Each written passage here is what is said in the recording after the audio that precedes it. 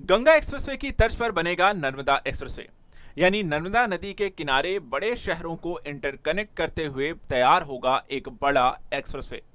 फायदा सिर्फ एक राज्य को नहीं बल्कि तीन अलग अलग राज्यों को भी है। इनकी इकोनॉमी को जहां एक दूसरे से कनेक्ट करने को मौका मिलेगा, वहीं छत्तीसगढ़ को गुजरात का बंदरगाह भी यूज करने को मौका मिलेगा। जहां मध्य प्रदेश में सबसे ज्यादा इस एक्सप्रेसवे का फायदा उठाएगा, वहीं अन्य राज्यों को भी इसमें यहाँ पर इंटरकनेक्टिविटी से मौके मिलेंगे। चलिए आज बात करते हैं इसी प्रोजेक्ट के बारे में, आखिर क्या है ये नर्मदा एक्सप्रेसवे। सबसे पहले यहां पर देखा जाए 8 लेन का ये जो प्रोजेक्ट है, इसको लेकर के चर्चा शुरू होती है। इसे मध्य प्रदेश का सबसे बड़ा ईस्ट वेस्ट इकोनॉमिक कॉरिडोर कहा जा रहा है, क्योंकि यहां पर देखा है तो मध्य प्रदेश सरकार के द्वारा नर्मदा एक्सप्रेसवे राज्य के सबसे बड़े यहां पर एक्सप्रेसवे कॉरिडोर को मंजूरी दी गई है और इसके डीपीआर, रूट अलाइनमेंट और अन्य पूर्ण निर्माण प्रक्रियाओं को लेकर के कार्य जारी कर रहे हैं। यहां पर चलिए बात करते हैं इसके बारे में। नर्मदा नदी की बात कर लेते हैं, क्योंकि ये नर्मदा नदी पे के किनारे बनने जा रहा है। तो नर्मदा नदी के बारे में ध्यान रखिएगा, भारत की सबसे लंबी पश्चिम वाहिनी नदी है और भारत की 5वीं सबसे लंबी नदी भी आपकी नर्मदा है। इसका मुहाना जो है वो आपको बंगाल की खाड़ी यानी अरब सागर में जाकर के गिरता है और इसका देखा जाए जो उद्गम है वो आपको अमरकंटक में मैकाल पर्वत से होकर के, यानी कि अमरकंटक से निकल करके आपको पूरी यहाँ पर विंध्य पर्वतमाला और सतपुड़ा पर्वतमाला के बीच से होकर के बहती हुई ये आपको मध्य प्रदेश गुजरात होते हुए यहाँ पर आपको खंबात की खाड़ी में गिर जाती है। नर्मदा जो नदी है वो रिफ्ट वैली में बहती है। रिफ्ट वैली का मतलब है एक तरफ आपको विंध्य पर्वतमाला है, दूसरी तरफ यहाँ पे सतपुड़ा पर्वतमाला है और इनके बीच की जो घाटी है उसी में से होकर के आपको बहती हुई दिखाई देती है। अब इसकी जो प्रमुख सहायक नदियां हैं नर्मदा नदी की, इसमें है तवा, शेर, शक्कर, दूधी, गोई, हिरन, बंजार और कोलार है। वर्तमान समय में देखा है तो पश्चिम दिशा में बहने वाली इस प्रमुख नदी में मध्य प्रदेश, महाराष्ट्र, गुजरात जैसे क्षेत्रों को भी फायदा है। सरदार सरोवर, इंदिरा सागर और ओंकारेश्वर जैसी प्रमुख परियोजनाएं भी कार्यरत हैं। कृषि, सिंचाई, जल विद्युत और पेयजल का देखा है तो नर्मदा नदी प्रमुख स्रोत भी है। अब चलिए यहां पर बात करते हैं नर्मदा एक्सप्रेसवे के बारे में।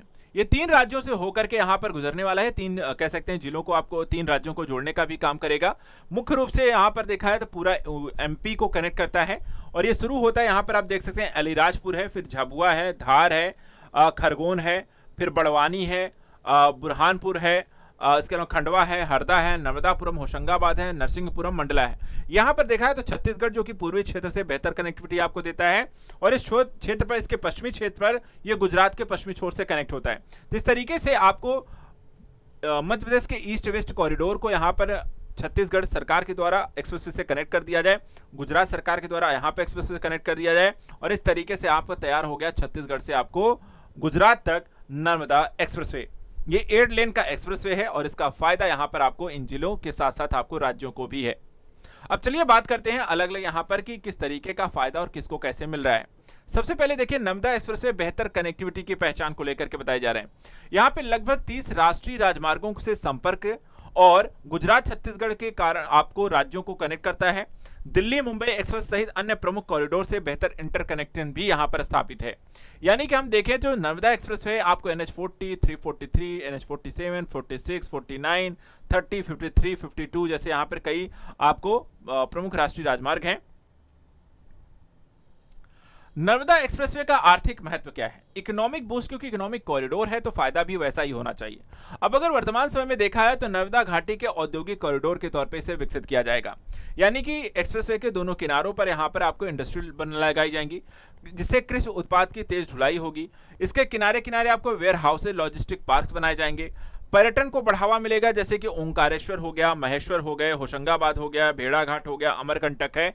ऐसे क्षेत्रों को जो कि नेचुरल हैं और साथ ही रिलीजियस हैं, उनको यहाँ पर ज्यादा बड़ी संख्या में पर्यटक भी मिलेंगे, जिससे इकोनॉमी बूस्ट होगी और स्थानीय स्तर पर रोजगार भी मिलेगा। नर्मदा एक्सप्रेसवे परियोजना का महत्व क्या है? देखिए, मध्य प्रदेश के विस्तार को लेकर के, उसके विकास को लेकर के बहुत अहम है और मध्य प्रदेश का पहला प्रमुख पूर्व पश्चिम आर्थिक कॉरिडोर भी है। गुजरात के बंदरगाहों तक माल परिवहन का सीधे एक्सेस देता है और नर्मदा घाटी के आर्थिक विकास और गति मिलती है। रोजगार के नए अवसर भी यहाँ पर आपको सृजित होते हैं।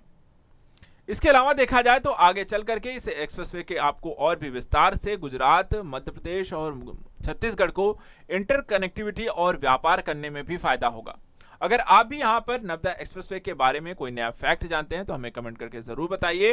साथ ही ऐसे यहाँ पर लेटेस्ट करंट अपडेट के लिए हमें चैनल को सब्सक्राइब करें। Thank you so much and good luck.